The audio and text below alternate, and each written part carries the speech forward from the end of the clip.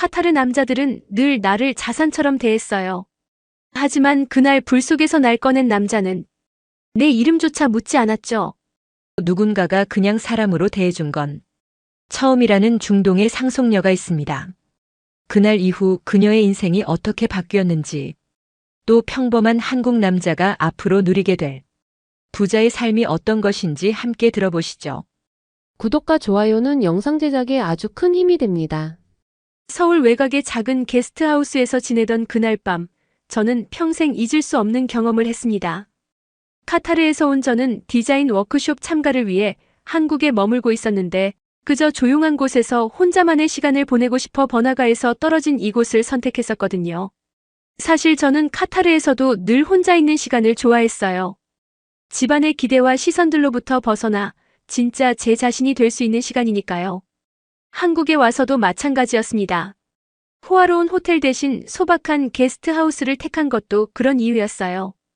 여기서만큼은 그냥 평범한 여행자가 될 수 있었거든요. 그 게스트하우스는 한국의 전통 가옥을 개조한 곳이었어요. 나무로 된 바닥과 벽 그리고 작은 마당이 있는 아담한 건물이었습니다. 주인 할머니께서 직접 운영하시는 곳이었는데 외국인인 저에게도 마치 손녀처럼 따뜻하게 대해주셨어요.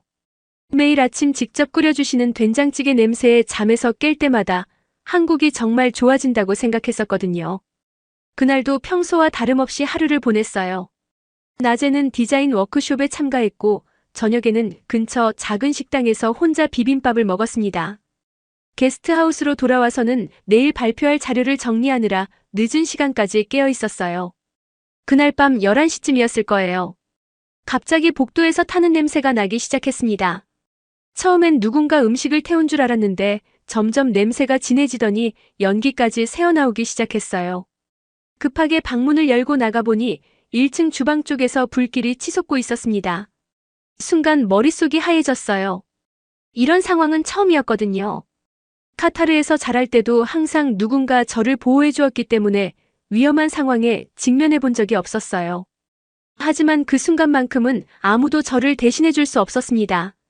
다른 투숙객들은 이미 대부분 밖으로 나간 상태였는데 저는 2층에서 내려오다가 한 할머니를 발견했어요.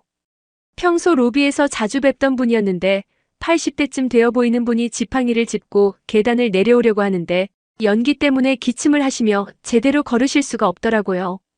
할머니, 제가 도와드릴게요.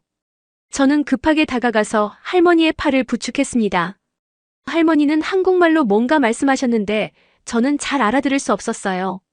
하지만 표정만 봐도 많이 무서워하고 계시다는 걸 알 수 있었습니다. 하지만 할머니는 생각보다 무거우셨고 저 역시 연기 때문에 숨쉬기가 어려워지기 시작했어요. 평소 운동을 별로 하지 않았던 저로서는 할머니를 부축하면서 계단을 내려가는 것이 쉽지 않았거든요. 게다가 연기는 점점 더 짙어지고 있었어요. 계단을 한 걸음씩 내려갈 때마다 연기는 더 짙어졌고 불길은 점점 우리 쪽으로 번져오고 있었습니다. 저는 점점 절망적인 기분이 들었어요. 이대로 가다간 둘 다 위험해질 것 같았거든요. 하지만 할머니를 두고 혼자 도망갈 수는 없었어요. 그때 갑자기 누군가 아래에서 뛰어 올라왔어요. 주황색 소방복을 입은 남자가 저희에게 다가오더니 말없이 할머니를 등에 업었습니다. 그리고 저에게는 한마디만 했어요. 저를 따라오세요. 숨을 최대한 참으시고요. 목소리는 침착했지만 단호했습니다. 그 순간 저는 안도감을 느꼈어요. 누군가 저희를 구해줄 사람이 나타난 거니까요. 저는 그 말에 따라 그분 뒤를 따랐어요. 연기가 너무 짙어서 앞이 거의 보이지 않았는데 그분은 마치 길을 외우고 있는 것처럼 정확하게 우리를 밖으로 안내해 주셨습니다. 그분의 등을 보며 계단을 내려가는 동안 저는 이상한 느낌이 들었어요. 이 사람이 저를 구해주고 있다는 사실이 믿기지 않았거든요. 저에 대해 아무것도 모르는 사람이 자신의 안전을 위험에 빠뜨리면서까지 저를 구해주고 있다는 게 말이에요. 밖으로 나와서야 저는 제대로 숨을 쉴 수 있었어요. 차가운 밤 공기가 폐로 들어오는 순간 정말 살았다는 생각이 들었습니다. 할머니도 무사히 구조되었고 곧이어 구급차가 와서 할머니를 병원으로 모셔갔습니다. 다행히 연기를 조금 마신 것 외에는 큰 부상이 없다고 했어요. 저는 저를 구해준 그 소방관을 찾아보려고 했는데 어느새 사라지고 없더라고요. 다른 소방관들에게 물어봤더니 박정우 대원이 할머니와 외국인 여성분을 구조했다고만 하더군요. 그분의 이름조차 제대로 들을 수 없었어요. 화재 현장 정리가 끝날 때까지 저는 그 자리에 계속 서 있었어요. 혹시 그분이 다시 나타날까 해서요. 하지만 끝까지 그분을 다시 볼 수는 없었습니다. 임시로 마련해준 다른 숙소로 이동하면서도 계속 그분 생각뿐이었어요. 그날 밤 임시 숙소에서 잠을 이루지 못하며 계속 생각했습니다. 그분은 제가 누구인지, 어느 나라에서 왔는지, 무슨 일로 한국에 왔는지 전혀 묻지 않았어요. 그저 위험에 처한 사람들을 구하는 것이 당연하다는 듯이 행동했습니다. 카타르에서 자라면서 저는 늘 제 신분과 배경 때문에 사람들이 접근해 왔어요. 왕가의 일원이라는 것, 막대한 재산이 있다는 것, 그런 것들 때문에 사람들은 저에게 특별히 대했습니다. 어떤 사람들은 저에게 잘 보이려고 과도하게 친절했고, 어떤 사람들은 제 재산을 노리고 접근했어요. 진짜 저 자신을 봐주는 사람은 없었던 것 같아요. 하지만 그날 밤 그 소방관은 달랐어요. 저를 그냥 도움이 필요한 한 사람으로만 봐주었던 거죠. 제가 어떤 옷을 입고 있는지, 어떤 액세서리를 하고 있는지도 전혀 신경 쓰지 않았어요. 그냥 한 사람의 생명을 구한다는 것 외에는 아무것도 중요하지 않다는 듯이 행동했습니다. 그 순간 저는 처음으로 누군가가 진짜 나를 본다는 느낌을 받았습니다. 라일라 아민이라는 이름도 카타르 왕가의 후손이라는 신분도 아닌 그냥 한 명의 인간으로서 말이에요. 그런 경험은 정말 처음이었어요. 새벽이 되어서야 잠시 눈을 붙일 수 있었는데 꿈속에서도 그분의 모습이 계속 나타났어요. 주황색 소방복을 입고 연기 속에서 저를 구해주는 모습이요. 그때부터 저는 그분에게 제대로 감사 인사를 드리고 싶다는 생각이 들었습니다. 그 후 며칠 동안 저는 그분에게 감사 인사를 전하고 싶어서 계속 방법을 찾았어요. 하지만 그분의 연락처도 모르고 어느 소방서에서 일하시는지도 확실하지 않았거든요. 인터넷으로 서울특별시 소방서를 검색해보니 여러 곳이 있더라고요. 그 중에서도 특수구조대라는 곳이 있다는 걸 알게 되었습니다. 다른 소방관들이 박정우 대원이라고 했던 걸 기억해서 혹시 그곳에 계실까 싶어서 전화를 걸어볼까도 생각했어요. 하지만 막상 전화기를 들고는 망설여졌습니다. 뭐라고 말해야 할지 모르겠더라고요. 며칠 전 화재 현장에서 저를 구해주신 분을 찾고 있다고 하면 이상하게 생각하지 않을까요? 그래서 결국 직접 찾아가 보기로 했어요. 디자인 워크숍이 없는 주말을 이용해서 특수구조대가 있는 소방서를 찾아갔습니다. 지하철을 타고 가면서도 계속 떨렸어요. 과연 그분을 만날 수 있을까, 만난다면 뭐라고 말해야 할까 하는 생각들이 머릿속을 맴돌았거든요. 용기를 내서 그곳을 찾아가 봤어요. 소방서 건물은 생각보다 크고 위압적이었어요. 입구에 서서 한참을 망설였습니다. 안으로 들어가면 누군가 저에게 용건을 물어볼 텐데 뭐라고 대답해야 할지 정말 모르겠더라고요. 하지만 막상 소방서 앞에 서니 뭐라고 말해야 할지 모르겠더라고요. 며칠 전 화재 현장에서 저를 구해주신 박정우 대원께 감사 인사를 드리고 싶다고 말하면 될 텐데 왜 그렇게 어려웠는지 몰라요. 아마 그분을 다시 만나는 것에 대한 기대와 긴장감이 뒤섞여 있었던 것 같아요. 몇 번이나 입구로 걸어갔다가 다시 돌아서기를 반복했어요. 지나가는 사람들이 저를 이상하게 쳐다보기 시작했을 정도였어요. 1시간 넘게 그렇게 서성거리다가 결국 그날은 소방서 앞만 서성이다가 돌아왔습니다. 집으로 돌아가는 길에 저는 제 자신이 한심스러웠어요. 그냥 감사 인사 한마디 하면 되는 일인데 왜 그렇게 어려워하고 있는 건지 모르겠더라고요. 하지만 동시에 그분을 다시 만나고 싶다는 마음은 점점 더 커지고 있었어요. 다시 가려고 마음먹었는데 며칠 후 뜻밖의 장소에서 그분을 다시 만나게 되었어요. 정말 우연이었어요. 한강 근처에 있는 작은 카페에서 디자인 작업을 하고 있었는데 창밖으로 익숙한 뒷모습이 보였거든요. 그날 저는 새로운 프로젝트 아이디어를 스케치하고 있었어요. 카타르의 전통 건축과 한국의 현대 건축을 융합한 디자인을 구상하고 있었는데 작업에 막혀서 잠시 창밖을 바라보고 있었거든요. 그때 거리를 걸어가는 한 남자의 모습이 눈에 들어왔어요. 주황색 소방복은 아니었지만 어깨 라인과 걸음걸이가 확실히 그분이었습니다. 키가 크고 어깨가 넓으면서도 걸음걸이가 차분하고 안정적이었어요. 그 순간 심장이 빨리 뛰기 시작했어요. 정말 그분일까? 아니면 제가 착각하는 걸까? 저는 급하게 카페를 나가서 그분을 불렀습니다. 저기 혹시 목소리가 떨리고 있었어요. 그분이 돌아보는 순간 저는 확신했어요. 정말 그분이었거든요. 그분이 돌아보더니 저를 알아보시는 것 같았어요. 아, 그때 게스트하우스에서 하고 말씀하시더라고요. 목소리가 그때와 똑같이 차분하고 따뜻했어요. 네, 맞아요. 그때 저와 할머니를 구해주셔서 정말 감사했습니다. 저는 깊이 고개를 숙여 인사했어요. 정말 마음 깊은 곳에서 우러나오는 감사의 마음이었거든요. 아니에요. 당연한 일을 했을 뿐입니다. 그분은 담담하게 말씀하셨어요. 다치신 곳은 없으시죠? 네, 덕분에 괜찮습니다. 할머니도 무사하시고요. 그분이 할머니 안부까지 물어보시는 걸 보고 저는 더욱 감동했어요. 며칠이 지났는데도 기억하고 계시다니요. 그렇게 짧은 대화를 나누는 동안 저는 그분을 자세히 관찰할 수 있었어요. 생각보다 젊어 보였고 30살 정도 되어 보였어요. 조용하지만 따뜻한 눈빛을 가지고 계셨습니다.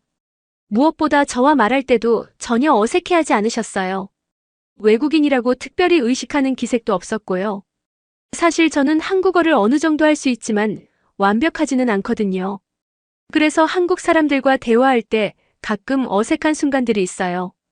하지만 그분은 제가 말을 더듬거나 단어를 찾지 못할 때도 기다려주셨어요. 재촉하지도 않으시고 무시하지도 않으셨어요. 한국 생활은 어떠세요? 그분이 물어보셨어요. 정말 자연스러운 질문이었지만 저에게는 특별하게 들렸어요. 제가 한국에서 어떻게 지내고 있는지 진심으로 궁금해하시는 것 같았거든요. 좋아요. 사람들도 친절하고 음식도 맛있고요. 특히 저는 잠시 말을 멈췄어요. 특히 당신 같은 분이 계셔서라고 말하고 싶었지만 그럴 수는 없었거든요. 너무 직접적인 표현이 될 것 같아서요. 그분은 제가 말을 잇지 못하는 걸 보고 미소를 지으셨어요. 억지로 지은 미소가 아니라 자연스럽고 따뜻한 미소였습니다. 그 미소를 보는 순간 저는 마음이 편해졌어요. 이 사람 앞에서는 완벽하지 않아도 괜찮다는 느낌이 들었거든요. 저는 박정우라고 합니다. 그분이 자기소개를 하셨어요. 혹시 한국에 계시는 동안 또 어려운 일이 있으시면 언제든 연락하세요. 그분은 명함을 건네주셨어요. 명함을 받아든 순간 저는 가슴이 두근거리는 걸 느꼈어요. 단순히 고마움 때문만은 아니었습니다. 이 사람과 더 이야기하고 싶고 더 알고 싶다는 마음이 들었어요. 명함을 보니 서울특별시 특수구조대 박정우라고 적혀 있었어요. 저는 라일라예요. 라일라 아민입니다. 제 이름을 소개하면서 저는 조금 긴장했어요. 혹시 제 성 때문에 중동 출신이라는 걸 알아차리고 달리 대하지 않을까 하는 걱정이 들었거든요. 예쁜 이름이네요. 그분은 자연스럽게 말씀하셨어요. 어떤 편견이나 선입견도 없이 그냥 자연스럽게 받아들이시는 것 같았어요. 그 순간 저는 깨달았습니다. 카타르에서 만났던 남자들과는 완전히 다르다는 것을요. 카타르의 남자들은 늘 권위적이었어요. 저를 사람이 아닌 자산처럼 대했고 대화할 때도 항상 위에서 아래로 내려다보는 느낌이었습니다. 제 의견을 구하는 척해도 결국은 자신들이 원하는 답만 듣고 싶어 했어요. 특히 결혼 상대로 거론되는 남자들은 더했어요. 저와 결혼하면 얻게 될 정치적, 경제적 이익에만 관심이 있었지 제 생각이나 감정에는 전혀 관심이 없었거든요. 심지어 저와 대화할 때도 제 아버지나 형들의 눈치를 보면서 말하는 경우가 많았어요. 하지만 박정우 씨는 달랐습니다. 저와 눈높이를 맞춰서 대화했고 제가 말하는 걸 진심으로 들어주었어요. 무엇보다 저에게 무엇을 요구하지 않았습니다. 그저 한 사람으로서 자연스럽게 대해주었어요.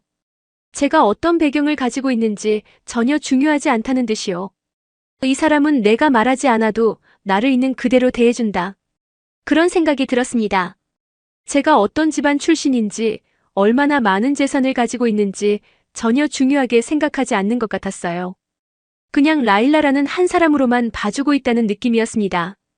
더 이야기하고 싶었지만 그분은 업무가 있으신 것 같았어요. 시계를 보시더니 죄송한데 약속 시간이 있어서 먼저 가봐야겠습니다라고 말씀하셨어요. 아쉬웠지만 어쩔 수 없었어요. 헤어질 때 그분은 조심히 들어가세요라고 인사하셨어요. 평범한 인사였지만 그 말 속에 진심 어린 배려가 담겨 있었습니다. 저는 그 자리에서 한참을 서 있었어요. 이런 사람과 평생을 함께할 수 있다면 얼마나 행복할까 하는 생각이 들었거든요. 카페로 돌아가서도 저는 일에 집중할 수 없었어요. 계속 그분 생각만 났거든요. 그분의 차분한 목소리, 따뜻한 미소, 그리고 저를 대하는 자연스러운 태도까지. 모든 것이 제가 지금까지 만났던 남자들과는 달랐어요. 그날 밤 저는 처음으로 진짜 사랑이 무엇인지 알 것 같았습니다. 누군가를 소유하거나 소유당하는 관계가 아니라 서로를 있는 그대로 받아들이고 존중하는 관계 말이에요. 박정우 씨와 함께라면 그런 사랑을 할 수 있을 것 같았습니다. 하지만 한편으로는 불안하기도 했어요. 제가 누구인지 알게 되면 그분도 달라질까 봐서요. 지금까지 저를 만난 모든 남자들이 그랬거든요. 처음에는 저 자체에 관심을 보이는 것 같았지만 제 정체를 알고 나면 결국 저를 둘러싼 권력과 재산에만 관심을 보였어요. 박정우 씨만큼은 다르길 바랐지만 확신할 수는 없었어요. 그래서 더욱 조심스러워졌습니다. 제 정체를 숨기면서 그분과 조금씩 가까워져야겠다고 생각했어요. 그래야 진짜 그분의 마음을 알 수 있을 것 같았거든요. 한국을 떠나기 전 마지막 일주일, 저는 박정우 씨와 함께 서울 근교의 작은 한옥 민박에서 시간을 보냈어요. 그분이 추천해 주신 곳이었는데 도시의 소음에서 벗어나 조용히 지낼 수 있는 곳이었거든요. 그곳은 정말 아름다웠어요. 전통 한옥 구조의 현대적 편의시설이 조화롭게 어우러진 곳이었습니다. 마당에는 작은 연못이 있었고 그 주변으로 배롱나무와 대나무가 심어져 있었어요. 밤이면 달빛이 처마 위로 스며들어 마치 한 폭의 그림 같았습니다. 사실 그 일주일은 제게 가장 소중한 시간이었어요. 디자인 워크숍도 끝났고 카타르로 돌아갈 날짜도 정해진 상황에서 우리는 마지막으로 함께할 수 있는 시간을 보내고 있었거든요. 박정우 씨는 휴가를 내고 저와 함께 있어 주었어요. 그분은 정말 세심했어요. 제가 좋아할 만한 곳들을 미리 알아보고 계획을 세워주셨어요. 근처 전통시장에서 함께 장을 보고 직접 요리를 해서 마당에서 식사를 하기도 했어요. 저는 한국 음식 만들기를 배웠고 그분은 제가 만든 중동식 요리를 맛보셨어요. 그런 일상적인 순간들 속에서 저는 확신하게 되었어요. 이 사람과 함께라면 어디서든 행복할 수 있다는 것을요. 박정우 씨는 여전히 저를 특별 취급하지 않으셨어요. 제가 설거지를 하면 함께했고 빨래를 널면 함께 도와주셨어요. 마치 오래된 부부처럼 자연스럽게 말이에요. 아침이면 함께 마당을 거닐며 대화를 나누었고 오후에는 근처 산책로를 걸으며 한국의 자연을 만끽했어요. 저녁에는 마당에 앉아 차를 마시며 서로의 꿈과 생각을 나누었습니다. 그 모든 순간이 제게는 보석 같았어요. 어느 날 저녁 우리는 마당에 앉아 차를 마시고 있었어요. 별이 유난히 밝은 밤이었습니다. 그때 저는 용기를 내서 제 이야기를 조금씩 털어놓기 시작했어요. 정우 씨, 제가 사실... 저는 말을 시작했다가 멈췄어요. 어떻게 말해야 할지 정말 어려웠거든요. 지금까지 숨겨왔던 제 정체를 밝히는 일이니까요. 천천히 말씀하세요. 그분은 제 손을 살며시 잡아주셨어요. 그 따뜻함에 힘을 얻어 저는 계속 말할 수 있었어요. 저는 그냥 평범한 관광객이 아니에요. 카타르에서 저는 많은 책임을 지고 살아가야 하는 사람이거든요. 저는 조심스럽게 말을 이어갔어요. 제 가족은 카타르에서 꽤 영향력이 있는 편이고 저 역시 그에 따른 의무들이 있어요. 박정우 씨는 조용히 듣고 계셨어요. 놀란 기색도 달라진 태도도 보이지 않으셨어요. 그저 제 이야기에 집중하고 계셨죠. 솔직히 말하면 저는 카타르에 제가 직접 설계한 저택을 짓고 있어요. 사막 한가운데 있는 하얀 대리석 궁전 같은 곳이에요. 저는 핸드폰에서 설계도 사진을 보여드렸어요. 이곳에서 평생을 살게 될 거예요. 그리고 저는 잠시 말을 멈췄어요. 그리고요? 그분이 부드럽게 물어보셨어요. 제가 가진 재산 규모는 아마 상상하시는 것보다 훨씬 클 거예요. 카타르 국영 석유기업의 지분도 있고 국부 펀드의 일부도 운용하고 있거든요. 저는 마침내 모든 것을 털어놓았어요. 그분은 사진을 보시더니 정말 아름다운 집이네요. 당신이 설계하신 거라니 대단해요라고 말씀하셨어요. 여전히 진심 어린 목소리였어요. 제 재산 이야기를 듣고도 전혀 달라지지 않으셨어요. 그 순간 저는 더 이상 참을 수 없었어요. 제 마음 깊은 곳에서 우러나오는 말을 해야겠다고 생각했거든요.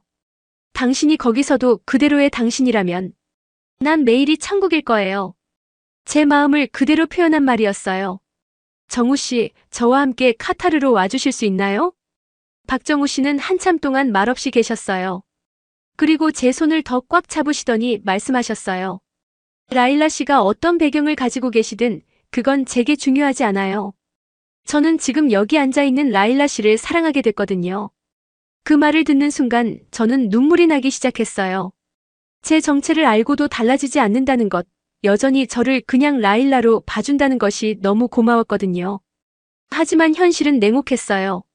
제 비행기 표는 이미 예약되어 있었고 카타르에서는 제 귀국을 기다리고 있었어요. 가족들에게 더 이상 미룰 수 없다고 연락도 받은 상태였죠. 저는 돌아가야 해요. 저는 힘겹게 말했어요. 가족들이 기다리고 있고 해야 할 일들이 너무 많아요. 더 이상 연기할 수도 없는 상황이에요. 박정우 씨는 고개를 끄덕이셨어요. 알고 있어요. 당신에게는 당신만의 삶이 있고 책임이 있으니까요. 그분은 저를 붙잡으려 하지 않으셨어요.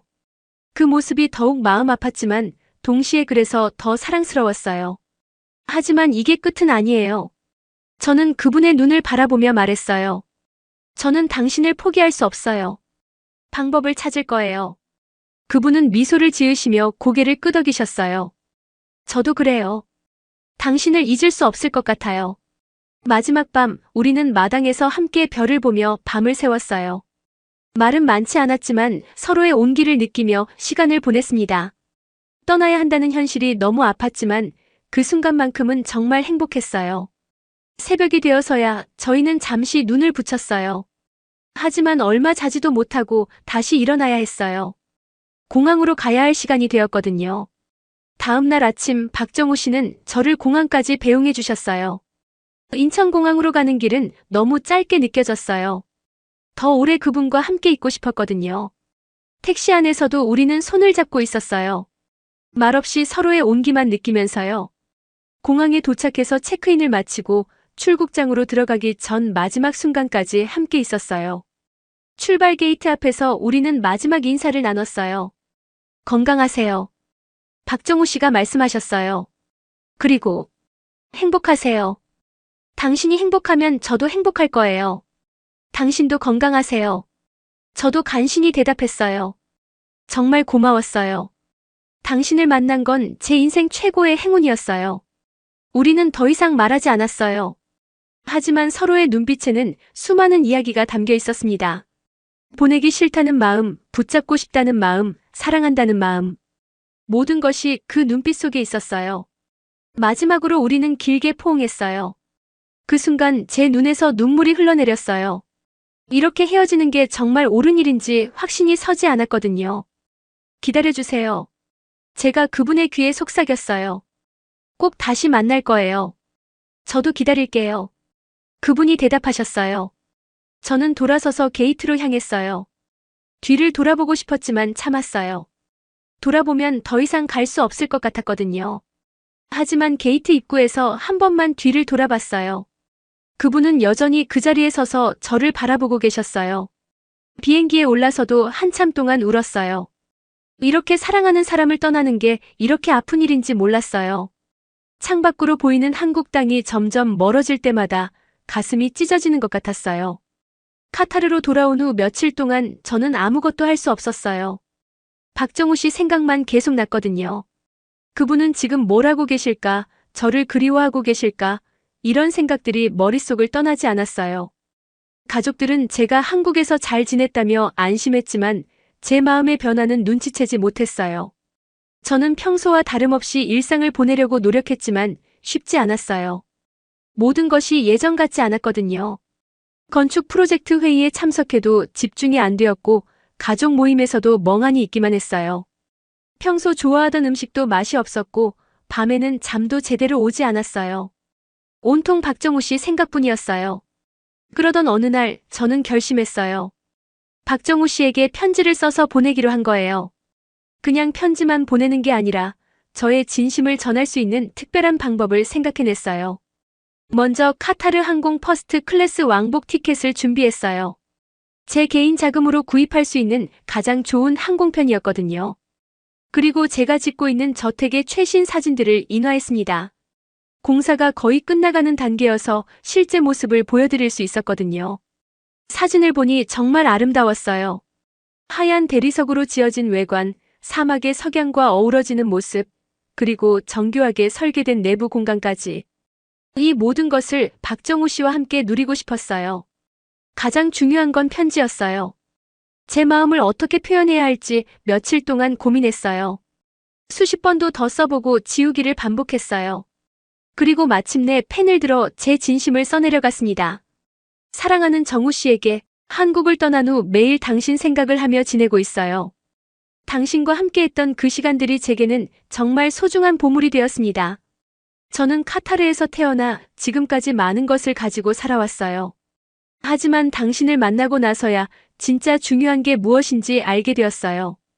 그건 바로 서로를 있는 그대로 사랑하는 마음이었어요. 동봉한 사진은 제가 설계하고 있는 집이에요. 사막 한가운데 지어지고 있는 이 집에서 저는 새로운 삶을 시작하려고 해요. 혼자가 아니라 사랑하는 사람과 함께해요. 기회는 두 번 오지 않아요. 저처럼요. 만약 당신도 저와 같은 마음이라면 이 티켓을 사용해주세요. 제가 당신을 기다리고 있을게요. 저는 당신 없는 삶은 상상할 수 없어요. 당신이 여기 와서 저와 함께 새로운 시작을 해주시면 저는 세상에서 가장 행복한 사람이 될 거예요. 당신만을 사랑하는 라일라 올림. 편지를 다 쓰고 나서 저는 한참 동안 그것을 바라봤어요. 정말 이 편지를 보내도 될까? 거절당하면 어떻게 하지? 그런 걱정들이 머릿속을 스쳐갔어요. 하지만 이대로 포기할 수는 없었어요. 저는 용기를 냈어요. 후회하며 살기보다는 도전해보는 게 낫다고 생각했거든요. 항공 티켓과 사진들, 그리고 편지를 정성스럽게 포장해서 한국으로 보냈습니다. 국제 특급 배송으로 말이에요. 소포를 보낸 후 저는 메일이 초조했어요. 박정우 씨가 그 소포를 받았을 때 어떤 기분이었을지 정말 궁금했어요. 놀랐을까요? 기뻤을까요? 아니면 부담스러워했을까요? 매일 한국 시간을 계산하며 그분이 편지를 읽고 계실 시간을 상상했어요. 한편 한국에서는 박정우 씨가 저의 소포를 받고 며칠 동안 깊은 고민에 빠져 있었어요. 나중에 들은 이야기로는 동료들에게 중요한 결정을 해야 한다고만 말했다고 해요. 그분은 제 편지를 수없이 읽고 또 읽었다고 해요. 사진도 계속 들여다보시면서 정말 많은 생각을 하셨나 봐요. 카타르로 오는 것이 쉬운 결정은 아니었을 테니까요.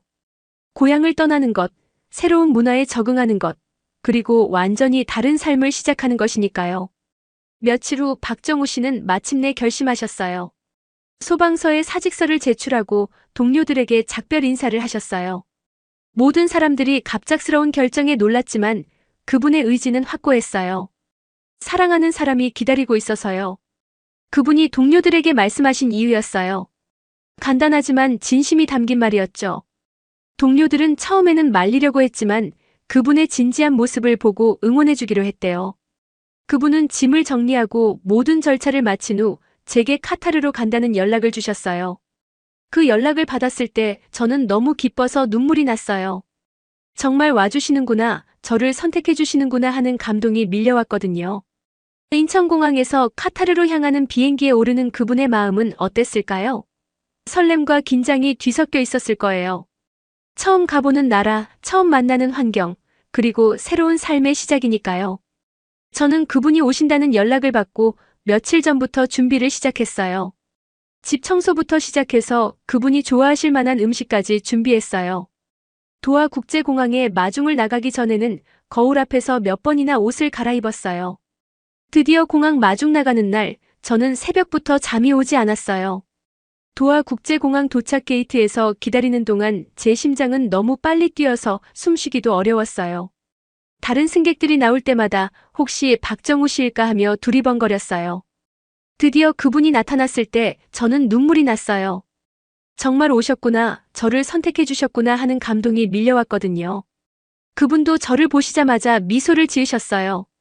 긴 비행으로 피곤하셨을 텐데도 그 미소는 정말 아름다웠어요. 우리는 아무 말 없이 서로를 껴안았어요. 공항 한복판에서 말이에요. 주변 사람들의 시선 따위는 전혀 신경 쓰지 않았어요. 그 순간 모든 것이 완벽했어요. 이제 정말 함께할 수 있다는 기쁨, 서로를 다시 만났다는 안도감, 그리고 앞으로 펼쳐질 새로운 삶에 대한 설렘까지. 정말 왔구나. 제가 그분의 귀에 속삭였어요. 약속했잖아요. 그분이 대답하셨어요. 당신을 기다리겠다고. 그 후 우리는 제가 지은 집으로 향했어요. 사막을 가로질러 가는 길, 박정우 씨는 창밖 풍경을 신기하게 바라보셨어요. 한국과는 전혀 다른 카타르의 풍경이 신선했을 거예요. 끝없이 펼쳐진 모래 언덕, 지평선 너머로 지는 석양, 그리고 가끔 보이는 베두인들의 텐트까지. 정말 다른 세상 같네요. 그분이 감탄하며 말씀하셨어요. 이제 우리 세상이에요. 저는 그분의 손을 잡으며 대답했어요. 드디어 저희 집에 도착했을 때 박정우 씨는 정말 놀라셨어요. 사진으로만 보던 것을 실제로 보니 더 웅장하고 아름다웠거든요. 하얀 대리석으로 지어진 궁전 같은 저택, 그리고 그 주변을 둘러싼 아름다운 정원까지. 분수대에서 떨어지는 물소리와 야자수 잎사귀가 바람에 흔들리는 소리가 어우러져 정말 평화로웠어요. 정말 당신이 설계한 거예요? 그분이 감탄하며 물어보셨어요. 네, 당신을 생각하며 만든 집이에요. 저는 대답했어요. 이제 우리 집이에요. 집 안으로 들어가서 이곳저곳을 둘러보시는 그분의 모습이 너무 사랑스러웠어요. 거실의 높은 천장과 대리석 기둥들, 바닥에 깔린 페르시아 카펫, 그리고 커다란 창을 통해 들어오는 사막의 노을까지. 모든 것이 완벽했어요. 집 현관 앞에서 저는 미리 준비해둔 열쇠를 꺼내 그분 손에 쥐어드렸어요. 그 열쇠는 단순히 집 열쇠가 아니었어요. 제 마음의 열쇠이기도 했거든요. 그리고 우리 함께할 미래의 열쇠이기도 했고요. 이제 정말 집에 온 것 같네요. 박정우 씨가 열쇠를 받으며 말씀하셨어요. 그 말을 들으니 제 가슴이 벅차올랐어요. 드디어 제가 그토록 원하던 일이 현실이 된 거예요. 사랑하는 사람과 함께 제가 설계한 집에서 새로운 삶을 시작하는 것 말이에요. 그날 밤 우리는 집 옥상에서 사막의 별을 보며 이야기를 나눴어요. 카타르의 밤하늘은 한국보다도 더 맑고 별이 많았어요. 한국에서 함께 보던 별들과는 또 다른 아름다움이었어요. 이제 매일 밤 이렇게 함께 별을 볼 수 있다는 것이 너무 행복했어요. 후회하지 않으세요? 제가 물어봤어요. 전혀요. 그분은 제 손을 잡으며 답하셨어요. 당신과 함께라면 어디든 집이 될 수 있어요. 그 말을 듣는 순간 저는 확신했어요. 우리는 정말 서로를 위한 사람이라는 것을요. 국경도 문화도 언어도 진짜 사랑 앞에서는 아무것도 아니라는 것을 깨달았어요. 이제 우리는 매일 아침 사막의 일출을 함께 보며 하루를 시작해요. 박정우 씨는 카타르의 새로운 생활에 빠르게 적응하고 계시고 현지 소방서에서 일할 기회도 알아보고 계세요. 저는 그분과 함께하는 매 순간이 정말 행복해요. 가끔 한국이 그리울 때도 있지만 우리에게는 이곳에서의 새로운 추억들이 생기고 있어요. 진짜 사랑은 시간과 공간을 초월한다는 걸 저희가 증명하고 있는 것 같아요.